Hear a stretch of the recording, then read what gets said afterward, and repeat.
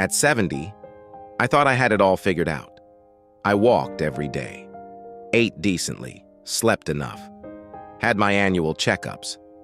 People would even tell me, "You're in great shape for your age." So I believed it. I believed I was healthy, until my body whispered something different. And then, it didn't whisper. It shouted. It started as just a bit of fatigue. I brushed it off. Then some joint pain, then blurry vision. Then one morning, I woke up, stood beside the bed, and the world spun. I fell. And as I lay on the floor, heart racing, too dizzy to stand, I realized something was deeply wrong. I thought I was healthy at 70, but my body had been trying to warn me, and I hadn't listened. What followed changed the course of my aging journey. I'm not telling you this to scare you. I'm telling you this to open your eyes. Because sometimes health is not just about how you look, but about what your body is trying to tell you before it breaks down. Let me walk you through what happened, and the 5 lessons that saved my life, and might just save yours too. Looking healthy isn't the same as being healthy. Before everything happened, I looked fine. I was lean. My skin was clear. I didn't huff and puff going upstairs. But here's what I didn't know. I had high blood pressure creeping up slowly. My cholesterol had been borderline for years. I was dehydrated often, and my sodium levels were out of balance. No one tells you that you can look great on the outside while your body is running on empty inside. A real story. When I finally went for deeper testing, my doctor said, "You're the kind of person who looks fine until the day you're not." That was my wake-up call.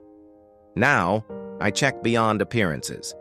I check lab work, hydration, heart rate, vitamin levels, inflammation markers.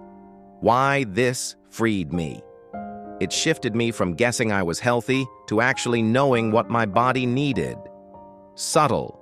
Symptoms are often serious signals. My body was sending signals. I just wasn't reading them. I felt tired after lunch more than usual. I had dry mouth even when I drank water. I'd get dizzy if I stood up too fast. I had trouble remembering simple things, like where I parked. I brushed it all off as normal, aging. But my doctor later told me, "That was your body whispering. You just didn't listen."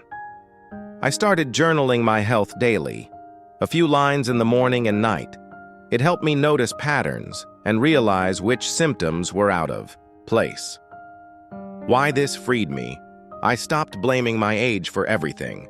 Instead, I became a better partner with my body, treating it like a friend with needs, not just a machine to push. Rest isn't laziness, it's medicine. Before 70, I had a keep-going mindset. Work through the pain, push through the fatigue. Rest when you're dead, I'd say jokingly. After my dizzy fall, rest became non-negotiable.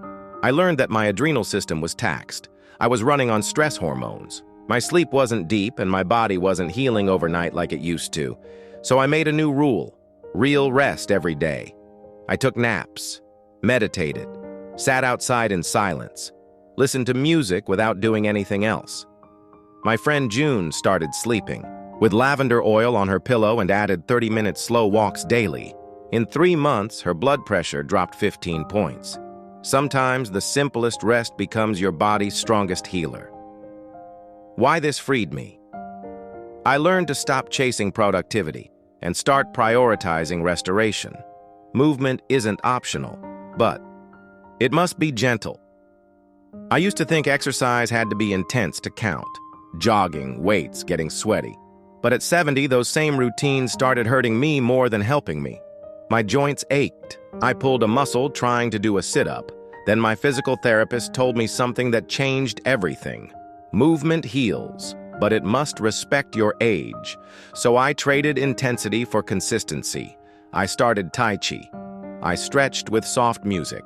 Every morning, I did water walking at a local pool, and I danced in the living room to old songs that made me smile. Why this freed me? I stopped comparing myself to younger me and started honoring current me. My movement became joyful, not punishing. Food is not just fuel. It's information. I had always eaten pretty healthy, but I didn't realize how many hidden sugars, salts, and inflammatory foods were sneaking into my daily meals.